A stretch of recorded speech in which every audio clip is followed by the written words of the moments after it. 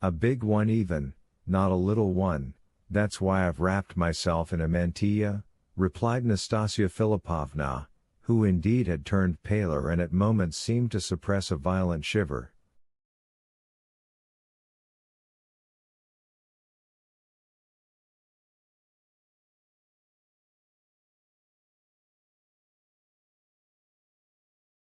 They all started and stirred. Shouldn't we allow our hostess some rest? Totsky suggested, glancing at Ivan Fyodorovitch.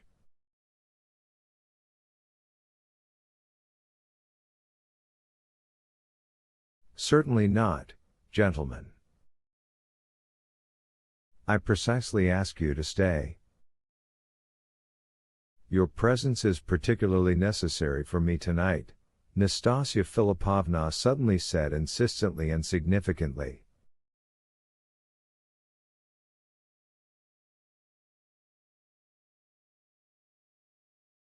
And as almost all the guests now knew that a very important decision was to be announced that evening, these words seemed extremely weighty.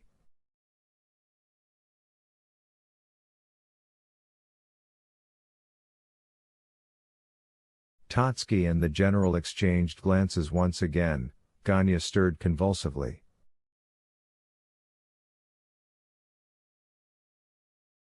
It would be nice to play some petit jeu, said the sprightly lady. I know an excellent and new petit jeu. Ferdishchenko picked parlor game up, at least one that happened only once in the world, and even then it didn't succeed.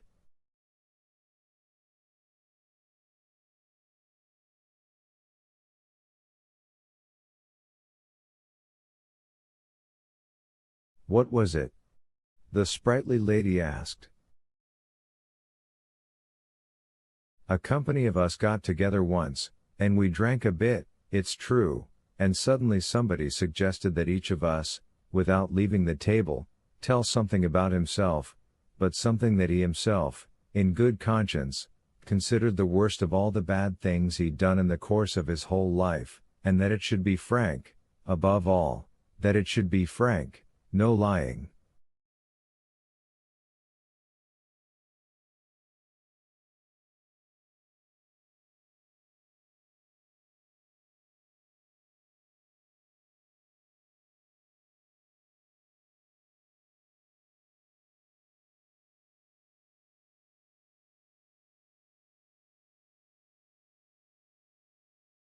A strange notion, said the general.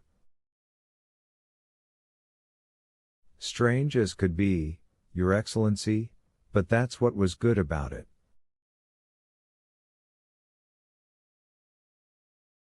A ridiculous idea, said Totsky, though understandable, a peculiar sort of boasting.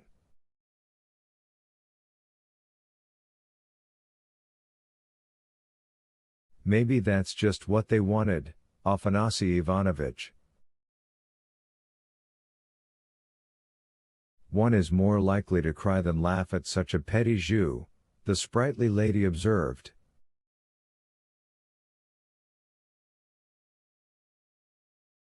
An utterly impossible and absurd thing, echoed Tin. And was it a success? Asked Nastasia Philippovna. The fact is that it wasn't. It turned out badly. People actually told all sorts of things, many told the truth, and, imagine, many even enjoyed the telling, but then they all felt ashamed, they couldn't stand it.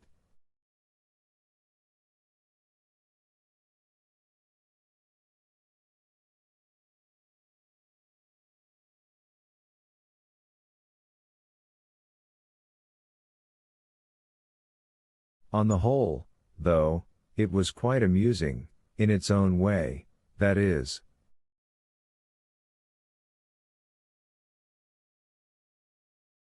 But that would be really nice, observed Nastasia Philippovna, suddenly quite animated.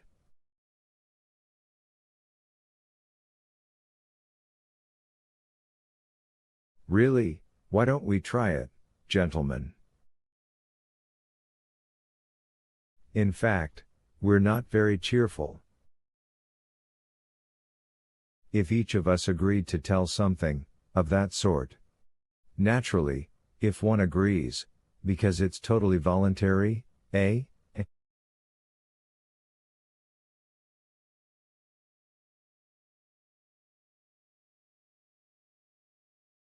Maybe we can stand it? At least it's terribly original. A brilliant idea. Ferdishchenko picked up. The ladies are excluded, however, the men will begin. We'll arrange it by drawing lots as we did then.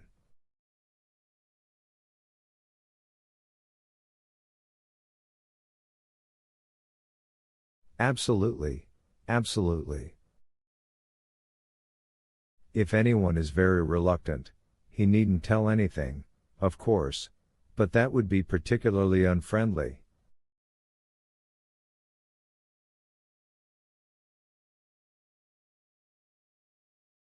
Give us your lots here in the hat, gentlemen, the prince will do the drawing.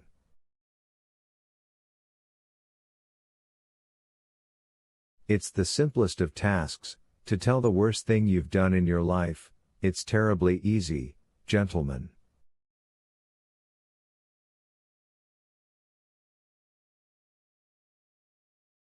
You'll see. If anyone happens to forget, I'll remind him. Nobody liked the idea. Some frowned, others smiled slyly. Some objected, but not very much, Ivan Fyodorovitch, for example, who did not want to contradict Nastasia Philippovna and saw how carried away she was by this strange notion.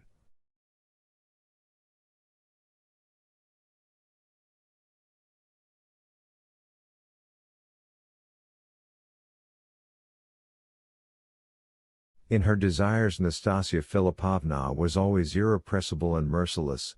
Once she decided to voice them, capricious and even useless for her as those desires might be.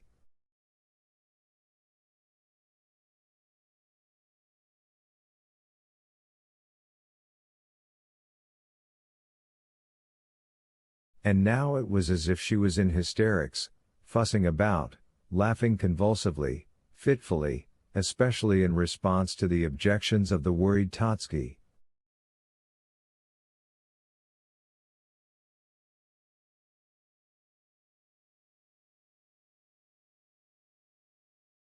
Her dark eyes flashed, 2 red spots appeared on her pale cheeks. The sullen and squeamish tinge on some of her guests' physiognomies perhaps inflamed her mocking desire still more, perhaps she precisely liked the cynicism and cruelty of the idea.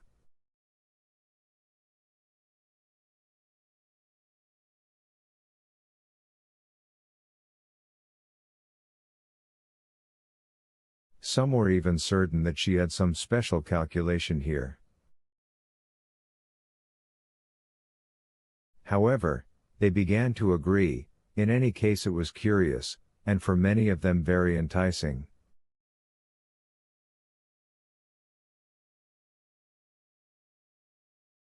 Ferdishchenko fussed about most of all. And if it's something that can't be told in front of ladies, the silent young man observed timidly.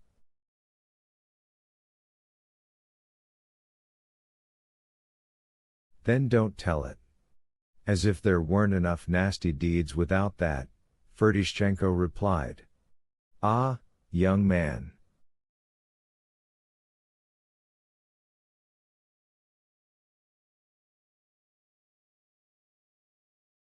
But I don't know which to consider the worst thing I've done, the sprightly lady contributed.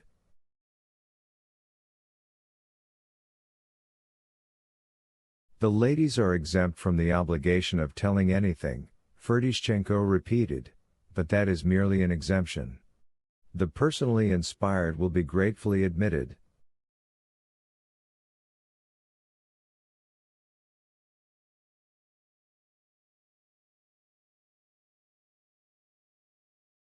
The men, if they're very reluctant, are also exempt.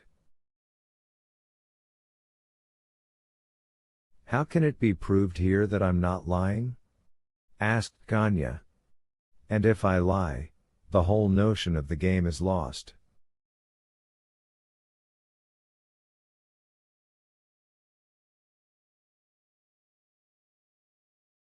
And who isn't going to lie?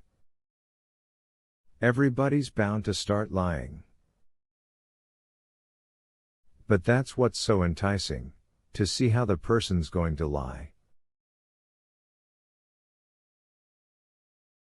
As for you, Ganchka, you needn't be especially worried about lying, because everybody knows your nastiest deed without that.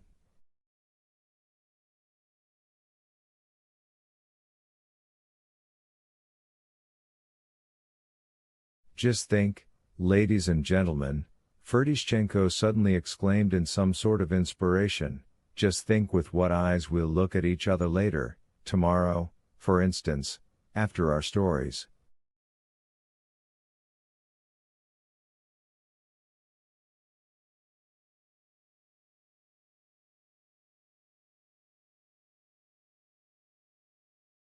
But is this possible?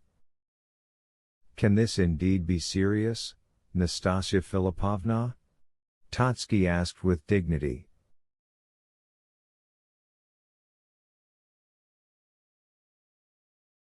He who fears wolves should stay out of the forest, Nastasia Filipovna observed with a little smile.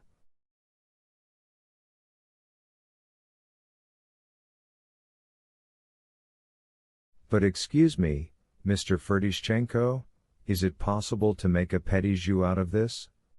Totsky went on, growing more and more worried.